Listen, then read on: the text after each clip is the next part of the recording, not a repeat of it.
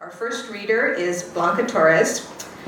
Blanca prefers to live in the Pacific time zone, as do many of us. She grew up on the dry eastern side of Washington State, like me, a survivor, and left home to attend, there aren't many of us, to attend Vanderbilt University in Nashville, Tennessee, where she learned the true meaning of culture shock.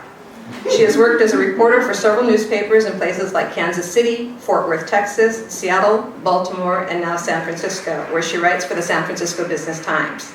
She earned a Master in Fine Arts in Fiction from Mills College and was the 2009 winner of the Marion Hood Bess Hayworth Prize for Fiction for Children and Young Adults. In her spare time, she's putting together a collection of short stories and working on a memoir about her mother's childhood in Mexico. Welcome, Blanca.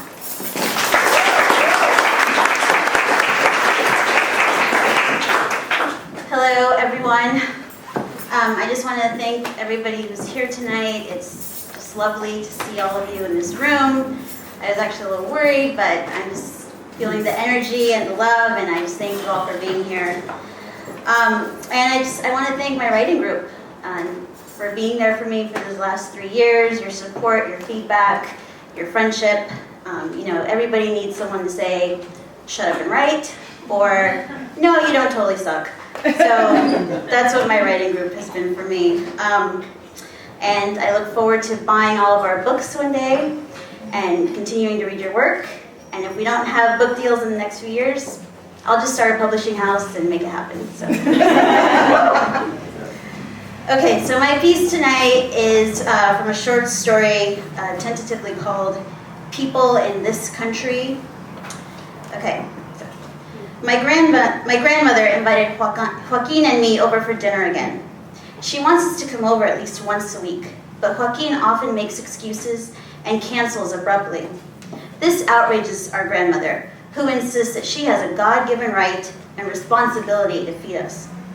At 4 p.m., Joaquin sends me a text message saying he thinks he'll be late, and can I let grandmother know? And I responded with, absolutely not. You can call and tell her yourself. He's my only first cousin, but I'm not taking any of Abuela's wrath for him. I can just imagine her reaction if I were to say he was working late. And what? He doesn't need to eat? She would say with her arms flailing in the air like someone stranded on an island. This is why I hate America. People act like work is more important than food. You work so you can eat. Abuela frequently likes to explain, even to strangers, why she hates America. Sometimes I think she only learned English for this purpose. I've stayed here to be close to you kids, she says before her eyes well up with tears. You're all I have to live for. Joaquin calls her melodramatic because we're not kids anymore. He's 31 and I'm 29.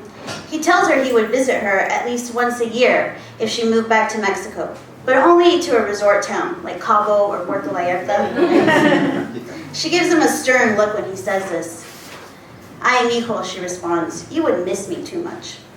At 4:30, I send Joaquin another text. I'm picking you up at 5:45. Be ready, no bullshit.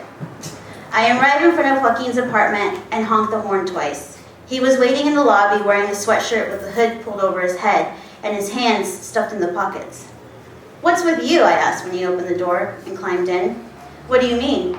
You look like you're hiding from the cops or something. Just because I'm Mexican doesn't mean I'm involved in crime, okay? Geez, Alicia, I don't need you stereotyping me like the rest of the world. We both laughed. Joaquin is pretty far from being in the oppressed segment of our population. He won scholarships for college and graduate school, even though his parents could have easily paid for his education. He's one of the youngest project managers in his engineering firm's history. Even in high school, the Future Engineers of America Club, of which he was president, voted him most likely to get laid in college. He was captain of any sports team he ever played on and never once had a service job in his life. I, on the other hand, spent countless hours of my teenage years tearing movie tickets at the local theater. Joaquin started switching the radio station while I drove. He turned the dial from the Spanish rock station I had on to an English one that played adult contemporary.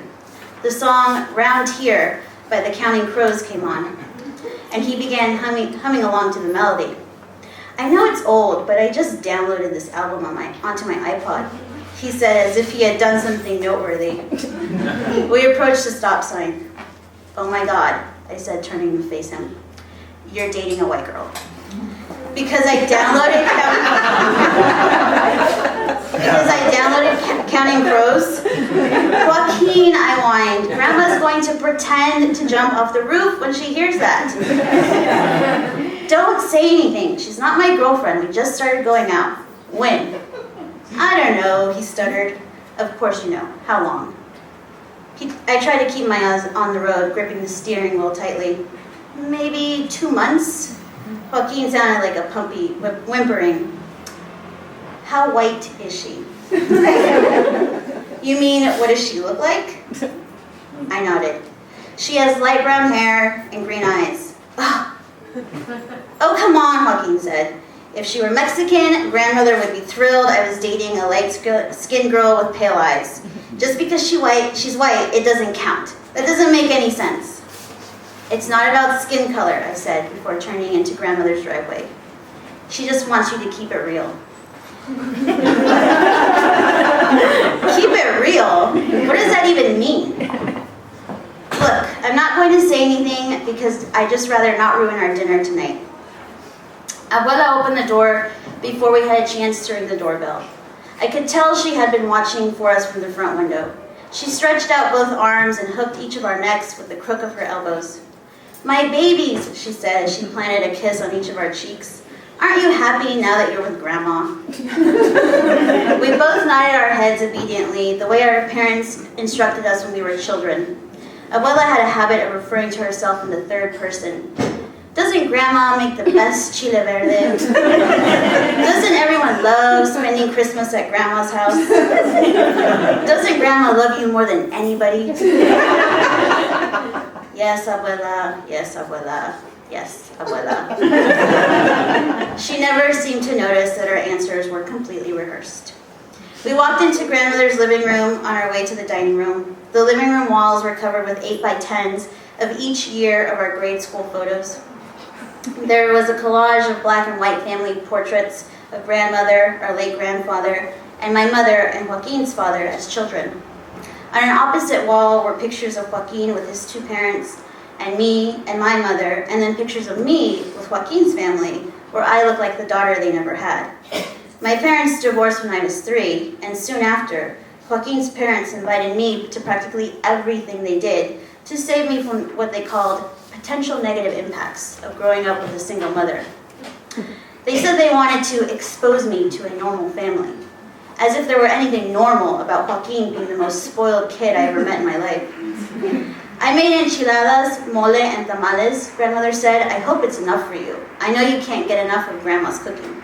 3 large platters of food sat on the table, almost hanging over the edges. I wondered where we would fit our plates.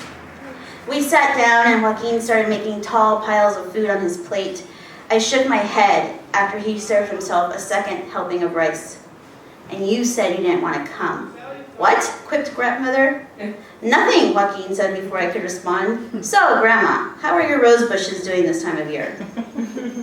The conversation went from grandmother's garden to our jobs. I talked about having a heavy workload designing ads at the agency I worked for. I learned a long time ago that other Mexicans will only respect you if you describe your workload as unreasonable. Mine's not as unreasonable as, say, a farm worker's. But I find myself emphasizing that graphic design is very demanding. I joined the company softball team, Joaquin said, grinning. I'm the lead hitter by far. Everyone else just shows up to stand around on the field. They complain about being tired afterwards. But I can tell, they just want to drink beer. Let me guess, Abuela said. They're a bunch of gringos, right? Well, my company is mostly gringos, so yeah. I tell you, she began, people in this country get tired from things that are supposed to be fun, grandmother said. Her words started coming out faster, a sign she was gearing up for a rant. So you know my neighbor, Margie, the old woman who lives 2 houses down? You won't believe what she did the other day. I invite her over for dinner. I was making albóndigas, and she tells me she's so excited.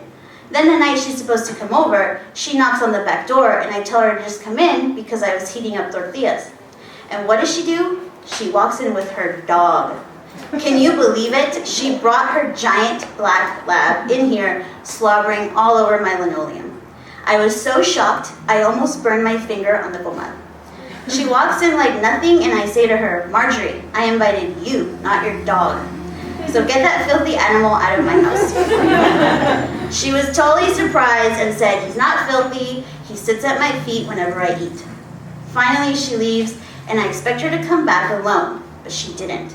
Now when I see her, she doesn't even look at me as if I did something wrong. Está loca. Who brings a dog to dinner? Joaquin and I shrug our shoulders. We know when it's best to let her answer her own questions. White people. That's who.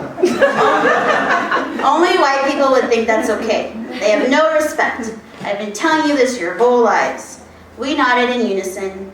By then, grandmother's arms were waving in the air like car race flags. White people think they can do whatever they want just because they stole half this country from Mexico, as if there are no rules. She slammed her hand down on the table, giving both of us a jolt in our seats. So, what do you think of the mole? Divine, isn't it? Thank you.